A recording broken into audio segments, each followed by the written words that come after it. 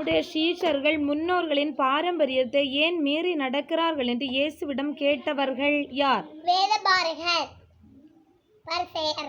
கை கழுவாமல் போஜனம் பண்ணுகிறவர்கள் யார்? இயேசுவின் சீஷர்கள். பாரம்பரியத்தினாலே தேவனுடைய கற்பனைகளை மீறி நடக்கிறவர்கள் யார்? வேதபாரகர், பரிசேயர். மனுஷனுடைய கற்பனைகளை உபதேசங்களை போதித்து வீணாய் ஆராதனை செய்கிறவர்கள் என்று தீர்க்க தரிசனம் சொன்னது யார்? ஏசாயா. டேஸ் உள்ளே போகிறது மனுஷனை தீட்டுப்படுத்தாது, எதிலிருந்து புறப்படுகிறது மனுஷனை தீட்டுப்படுத்தும். இயேசுவின் வசனத்தை கேட்டு இடறல் அடைந்தவர்கள் யார்? பரிசேயர். என் பரமபிதா நடாத நாற்றெல்லாம் டேஷ் வேரோடு பிடுங்கப்படும். குருடனுக்கு வழிகாட்டுற குருடர்கள் இயேசு யாரை குறிப்பிட்டார்? பரிசேயர். வாயிலிருந்து புறப்படுகிறவர்கள் எதிலிருந்து புறப்பட்டு வருகிறது? இருதயம். வாயிலிருந்து எங்கிருந்து பொல்லாத சிந்தனைகளும் தூஷணங்களும் புறப்பட்டு வருகிறது? இருதயம். தாவீதின் குமாரனை எனக்கு இறங்கும் இயேசுடன் வேண்டிக் கொண்டவள் யார்?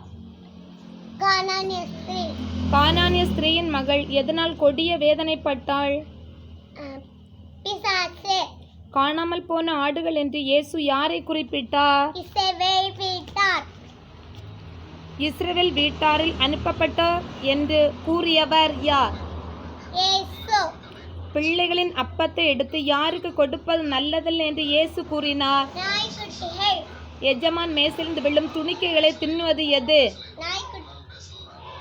ஸ்திரீயே, உன் விசுவாசம் பெரியது என்று இயேசு யாரிடம் கூறினார்? ஜனங்களுக்காக பரிதபிக்கிறேன் என்று இயேசு யாரிடம் கூறினார்? வனாந்தரத்திலிருந்து நமக்கு அப்பங்கள் எப்படி கிடைக்கும் என்று இயேசுவிடம் கேட்டவர்கள் யார்?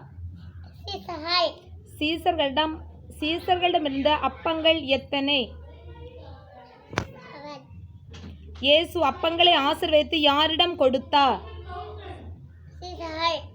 மீதியான துணிக்கைகளை எத்தனை கூட நிறைய எடுத்தார்கள்?